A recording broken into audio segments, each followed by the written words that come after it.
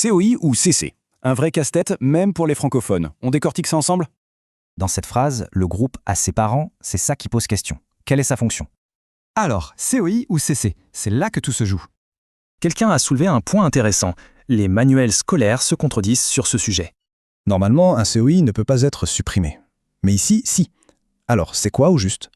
Pour y voir plus clair, revenons aux bases, la grammaire traditionnelle, celle qui se fie au sens. L'astuce classique, poser la bonne question. À qui pour l'objet, où ou quand pour la circonstance. Mais dans les années 70, tout change. On oublie un peu le sens, on se concentre sur la structure. Et voilà une nouvelle bataille. Complément du verbe contre complément de phrase. Deux visions s'affrontent. Ce nouveau modèle voit la phrase en bloc. Et le groupe circonstanciel, il est souvent optionnel. Les nouveaux tests sont simples. Peut-on le déplacer, le supprimer? Si oui, il n'est pas essentiel. Ok, mais et si un complément est un peu des deux? C'est là que ça devient vraiment compliqué.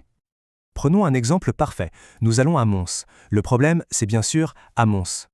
Impossible de le supprimer, donc il a l'air essentiel. Mais il répond bien à la question « ou » non.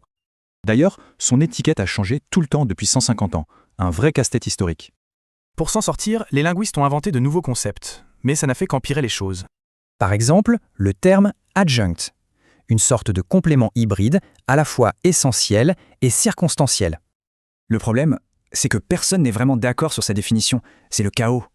Conclusion, si on est perdu, ce n'est pas de notre faute. C'est le système lui-même qui est confus. En fait, on mélange deux systèmes incompatibles, un basé sur le sens, l'autre sur la structure. Donc, l'important, ce n'est pas de trouver la bonne réponse, mais de comprendre pourquoi c'est si complexe. Ça pose une dernière question. La grammaire, c'est des règles figées ou un débat qui n'en finit jamais?